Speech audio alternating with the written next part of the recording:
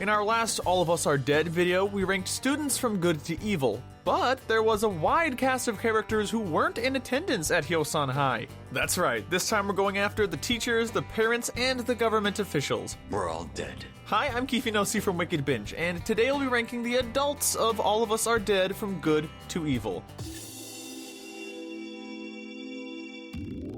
Just a couple of rules before we hop in. We'll be breaking characters up into 3 tiers: the good, the gray, and the bad to evil. For this list, we'll be looking at their pre-zombie actions, as well as they handle themselves during the crisis. And finally, well, this should go without saying, but there's a huge spoiler warning in place for this video, so move forward at your own risk. As usual, we'll be starting with the most noble character and working our way down. These are the good. The gold medal of good goes to Nam Soju. We were surprised that he had such stiff competition in a show where many of the adults are incompetent, but he was always going to be our number 1 pick.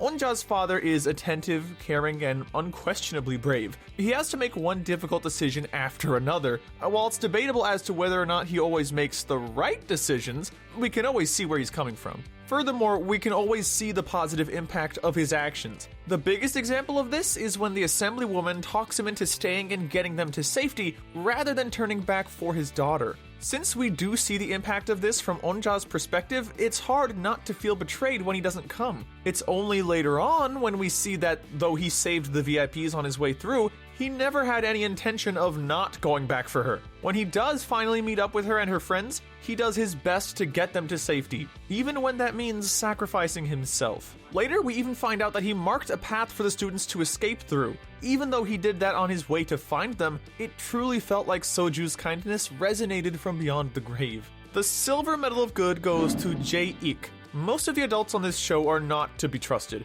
That was certainly Onja's takeaway from the entire experience. Even when we meet the policeman, Jae-ik, he's introduced as a sinister figure. The impression is that he'll be more focused on punishing Mr. Lee than on helping the students who should be quarantined. It does seem to start that way, and the biggest complaint we have about him on the show is that it takes him so long to listen to Mr. Lee about how to handle the virus. So you're telling me that this whole mess started with a virus? But Jae-ik quickly turns it around. Once he embarks on the mission to recover Mr. Lee's laptop from the high school, he becomes a larger focus of the show. The more we get to see of him, the more we like him as a character. While nearly every character is forced to make huge life or death decisions, Jae-ik is the only one who doesn't treat them like decisions. If he sees someone in need of help, he helps them. It doesn't matter if it's a fellow officer, a baby, a child, or even a defenseless YouTuber. He has a purity that's rare to find, especially in the adult characters of this show. We're impressed that it somehow manages to stay intact through all of the bloodshed. Taking the bronze medal of good is Wuxin.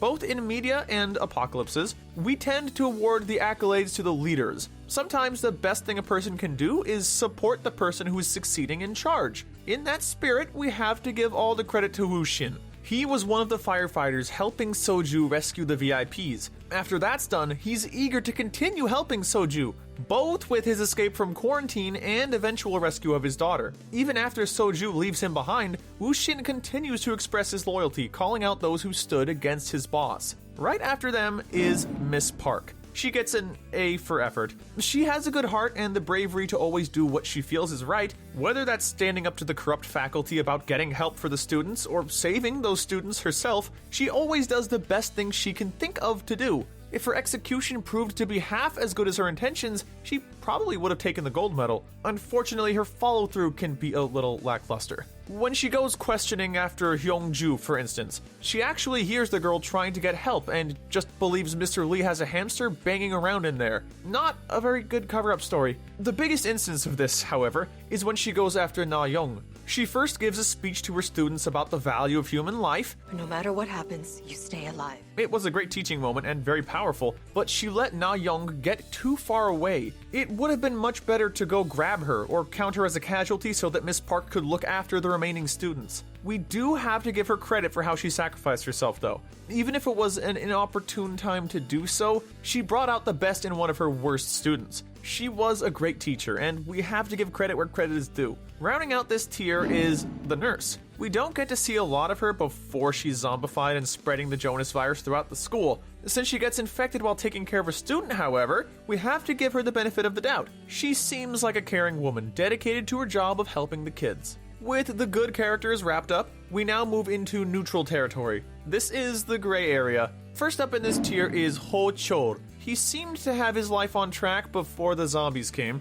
He had an interest in crime, a job with the police department, and was attending college. But the undead just have this way of screwing up such plans. He spends most of his screen time following Jae-ik's direction, albeit reluctantly. Let's just say that his fight-or-flight response is heavily weighted toward flight. He complains about every risk, holds up the operation several times, and even suggests leaving a child behind to look after a baby. When Jae-ik goes to rescue the stranded YouTuber, Ho-chol finally snaps and abandons him. Now, the great thing about Ho-chol, though, is that he comes back with a stolen daycare bus to make amends for abandoning Jae-ik. He makes the gray section, and the top of it, no less, because he does eventually come back. He's learning, slowly, to fight through his selfish nature. Following him are Chong-san's parents. We're looking specifically at Chong-san's mother, since she has more screen time and a more developed personality. She isn't a perfect parent. She names her child after her chicken restaurant, after all. When he complains about it, as he rightly should, she actually takes it a step further by putting a cartoon of his face on their logo.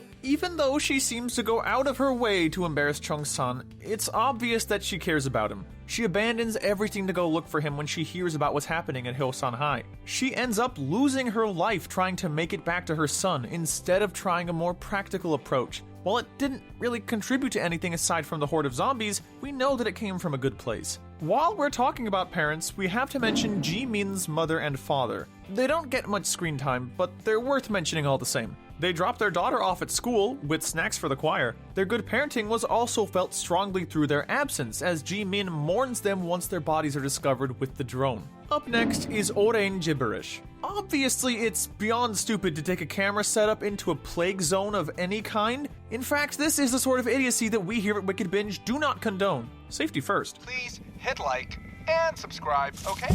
But in his defense, he didn't believe there was a real zombie threat. That's part of what makes him so frustrating, we understand. But if you look at his trip as a journey to disprove something he didn't believe in and was harshly corrected about, you can sort of almost see where he was coming from. Still, the truth of the matter is that he poked his camera in somewhere it didn't belong and put others at risk, who then felt obliged to save him. Rounding out this tier is Assemblywoman Yoon-hee. We don't doubt that she's probably one of the better politicians, especially since the picture we see painted of the Korean government is not exactly favorable. She has a couple of good qualities that do keep her from being in the bad section. She empathizes with Soju, even while trying to manipulate him into saving her over his own daughter. She insists that help be sent to the school on his behalf, even once he's gone. She even takes the fall for Soju's escape, even though it's rightly pointed out that she only did that as a political ploy. And of course, we can't mention her without bringing up her best moment, ripping up the consent order for the bombing of Hyosan. Unfortunately, these things don't entirely outweigh her worst actions on the show. Manipulating Soju into sticking with their group put the high schoolers into more peril.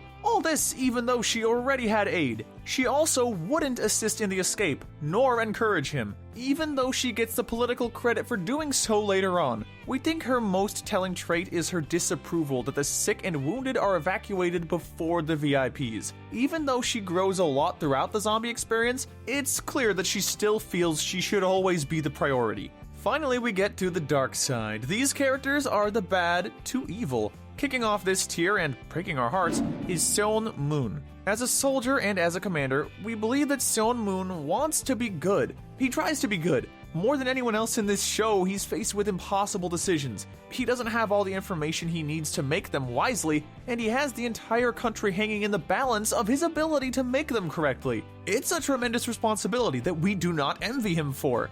When it all comes down to it, we don't know that we could have done any better. The biggest example of him coming through on a tough choice is when he orders the bombing of Hyosan. Hyosan may fall, but Korea will remain. It feels like a huge betrayal when it happens. We know there are still people trapped there, including the protagonists of the show, who've already had to fight tooth and nail for their survival. But surprisingly, this is a decision we're not holding against him. In the aftermath portion of the show, we see that the destruction of Hyosan actually succeeded in saving the rest of Korea. Total containment of a zombie virus is rare to see, and Seon-moon's critical thinking brought it about. I'm not going to tolerate the sound of indifference. It worked, and we're not going to argue with the results. So, if his most appalling sacrifice didn't land him in the bad section, what did? Well, there were two major flaws in his handling of the situation that keep him from the gray tier. The first is that he orders his people not to rescue the high schoolers on the roof. He actually goes so far as to order them shot, an order that is thankfully ignored. It's true that he hasn't seen the intense struggle for survival that these kids have been through, but they are just kids. We understand that he was panicked to learn about the asymptomatic carriers of the virus, but the fact is that there had already been a breach in his quarantine. Structures were already in place to separate Hyosan refugees from everyone else. It should have been very easy to rescue the kids and keep them under control instead of literally ordering them to be shot. The other thing we feel should be addressed is his suicide. Suicide is never the answer, and while we can't even begin to imagine what he was going through after having to make such a decision, we can't help but feel like his team needed his support to embrace the decision. Seon-moon himself even addressed the toll that it was going to take on the soldiers, and he had the opportunity to guide them through it instead of abandoning them. He also had the opportunity to ask for help and set a good example of letting soldiers reach out when coping with that massive amount of trauma. We don't want to end the entry with blaming him for his own death, so much as we want to wrap it up by saying that there are always other, better options for survivors of trauma and the people who care about them, fictional or not. Up next, and taking the bronze medal of evil, is Coach Kang. Coach Kang didn't make it far into the show, and we're actually glad about that. How selfish can you be? We're first introduced to him on the bus when he's berating Hari for not performing well. So before we even get into the zombie stuff, he's a bad coach. While there may be a time and place for criticism of your team, that place is not in front of everyone on the way back. A good teacher, hell, a good adult knows when the students they're responsible for need to be picked back up, not humiliated. General jerkishness aside, Coach Kang quickly becomes an active threat to the students who are locked up inside the classroom. Entering that room when he knew he was bit was as good as declaring that he didn't care about the survival of anyone but himself. The fact that he continues to lie about the bite and ultimately adds to the number of casualties proves our point. I wasn't! How many times must I tell you? Taking the silver medal of evil, and this one might shock you, is Mr. Lee Byung-chun. As the inventor of the Jonas virus, you probably expected him to be at the very bottom of our list, but we hope that you'll hear us out. We'll start by talking about a small section of his many misdeeds. We had a pretty wide variety to choose from. First was the lack of support he showed to his son. Jin-soo was the victim of relentless bullying, and his father did take some steps to address it through the proper channels. It was only when that went nowhere and the bullying continued that he took more drastic actions. But even before the rage virus he hoped would help, Mr. Lee was so focused on Jin-soo fighting back. In one flashback, you can actually see how he's adding pressure to his son to defend himself rather than offering the badly needed support. These mounting tensions from all sides are what led to the family becoming monsters, literally and figuratively. The biggest fault, of course, is that he does create the virus. He does it in retaliation, sure, but it's not okay.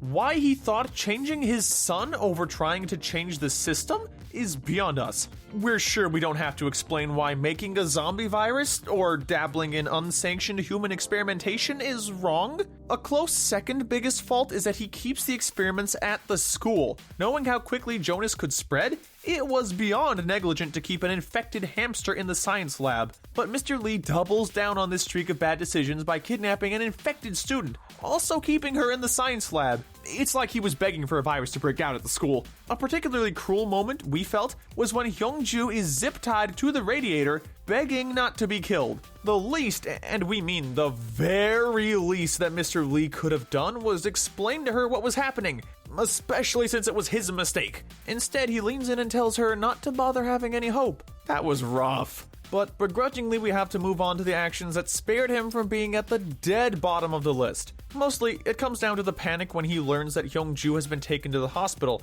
and his cooperation with authorities. He gives them the most believable warning he can about what will happen if she's out of quarantine before explaining himself. After he gives Jae-ik the information about the laptop, he sacrifices himself to make sure the policeman can get away. Though the information on the laptop was not exactly optimistic, it did provide valuable context sacrifice for the scientists in charge. That sacrifice doesn't make any of what he did right, but he did it to explain himself to a system that had pushed him over the edge in the first place. Because of this small trace of remorse and accountability, we decided there was one character who was even worse. Our gold medal of evil goes to the principal. Hear us out. The principal of Hyosan High is the corruption that's taking place. That's the source of the true evil on the show. Evil which eventually leads to the creation of the virus. While his individual crimes are all petty in comparison to bombing a city or making a zombie virus, their impact is the cause of everything else. The principal is more worried about the inspection coming up and his reputation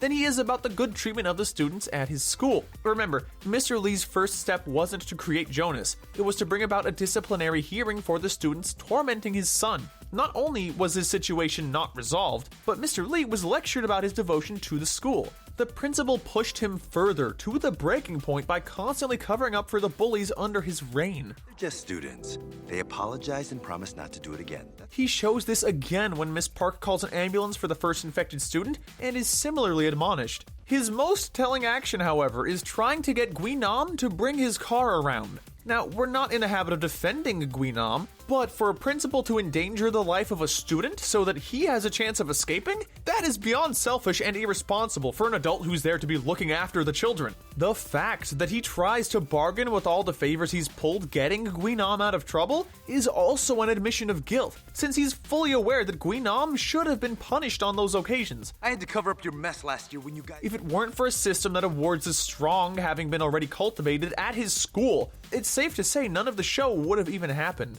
And unlike the others in even this category, he's utterly unapologetic about his role in the chaos. That's been it. Our list of All of Us Are Dead adults ranked from good to evil. Who did you think was the best? Or the worst? Let us know in the comments down below, as well as what other topics you'd like to see covered. And please don't make us wander into zombie territory to get your attention. Hit the like button and subscribe. And as always, stay wicked.